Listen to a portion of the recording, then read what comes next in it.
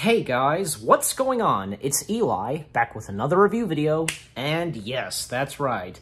You read the title of what I'm reviewing, and as I teased in last week's review, yep, I'm of course reviewing from 1992, and even when I checked it, say, on IMDb and so on, like, I don't know, it says, like, it came out in 1992, but it also says it came out in 1993, but pretty much, like, it came out in 1992. So, I am, of course, reviewing the Tom and Jerry movie. Yes, the famous duo, you know, cat and mouse. So, yeah, Tom and Jerry, the movie, this was, like, their first movie, if I'm correct. Yeah, I mean, they did appear, like, say, in a couple of live-action films, like in the early 50s or something. I mean, it wasn't their movies, you know. But anyways, so the story, Tom and Jerry convince Robin, an orphan girl who runs away from home, to escape her evil aunt, to return and accompany her. Later, they chance upon a great secret that Robin's aunt has kept from her. So, yeah, the Tom and Jerry film, that's basically it. That's the story for you, like, the description, the plot. This film was, since this was Tom and Jerry's first movie, like, for me, I thought it was fine. I thought the animation was not bad, and the coloring and so on. The characters were not that bad, and, you know, this was, like the first time that Tom and Jerry had fully talked. Like, sometimes they would speak, you know, in some of the cartoons. But, of course, they're best known for being a silent, you know, duo. Silent characters, etc. And, of course, Tom is voiced by Richard Kind, while Jerry is voiced by the late Dana Hill. Dana Hill, if I'm saying her... I think I'm saying her first name right, yeah. And Robin, the main, like, female character, the main female orphan girl, is voiced by Andy McAfee, if I'm saying her full name right. I don't know.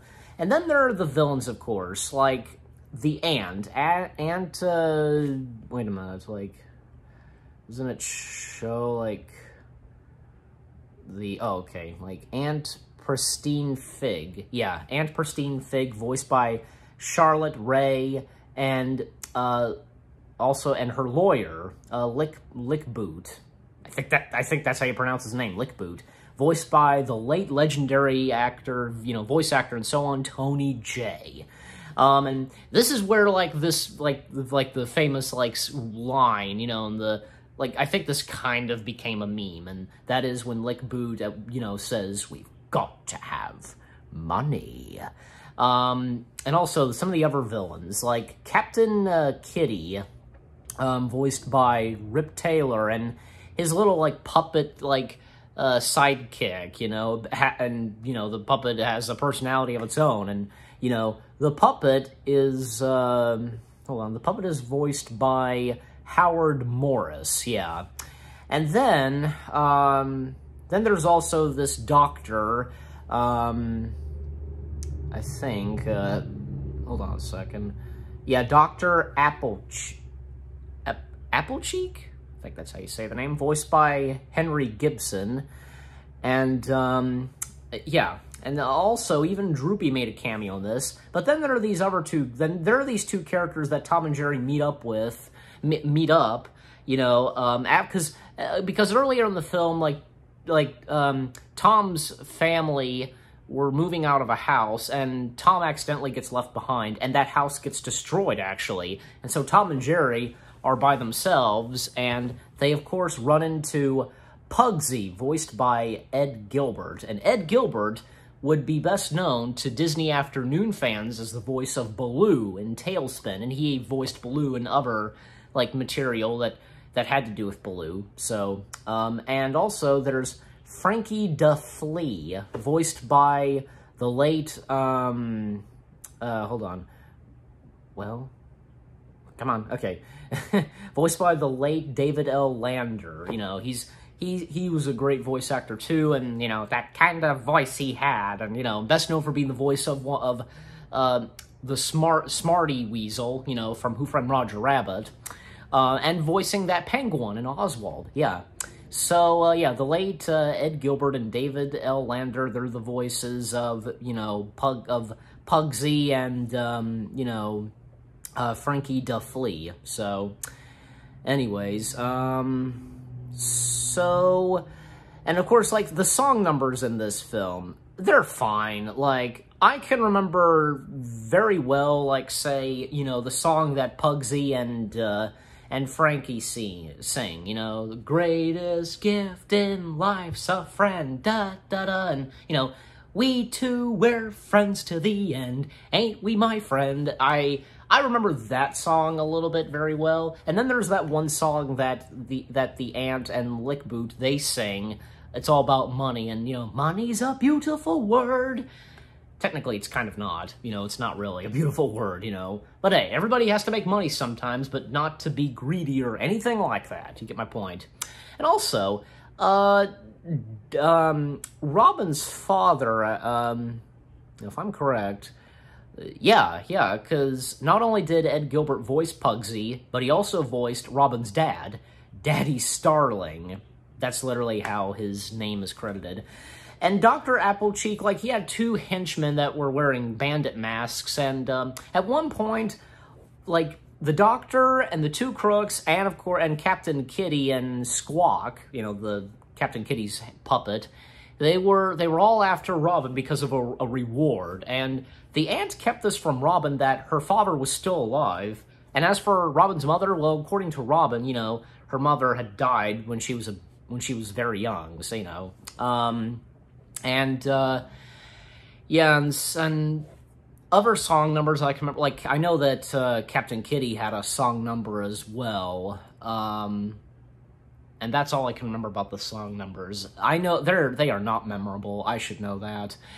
And the defeat of the villains are very interesting, like, you know, Captain Kitty gets, you know, crashes into, like, you know, a bridge or something, and the two crooks are left on a Ferris wheel, and Dr. Applejack, same thing with him, along with Captain Kitty. And as for, say, the Ant and the lawyer, because they get stuck on a boat and they drive off, and as, you know, Robin's father comes in to save her as a house is being set on fire. And Tom and Jerry, you think that Tom and Jerry don't make it out when the house gets destroyed and burned, but no, they do survive.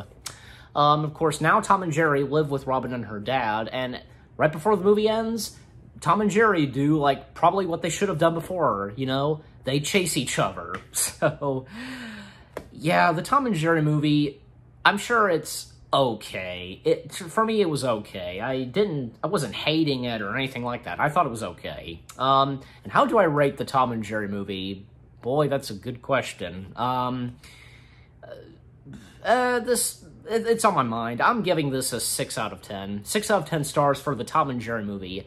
I'm sure it could have been a lot better, and you know what, not to mention, William Hanna and Joseph Barbera, they were clearly still alive. Couldn't they have done something with this? Well, no. Instead, because, you know, they were given special thanks, and, you know, Joseph Barbera was the creative consultant.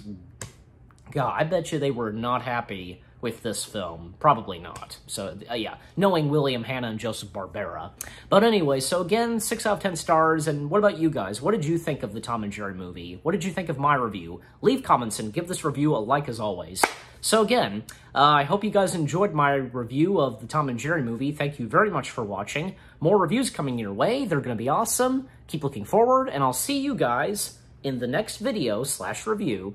And I want to give a quick shout out to my good friend Trent Martin, because I know that he was probably, I think he was, yeah, considered, you know, joining me reviewing this, but because of time and, you know, time ran out basically, and I had to get this, this had to be out. Hey, there's plenty of other, like, Tom and Jerry material that me and him can review very soon, so, you know.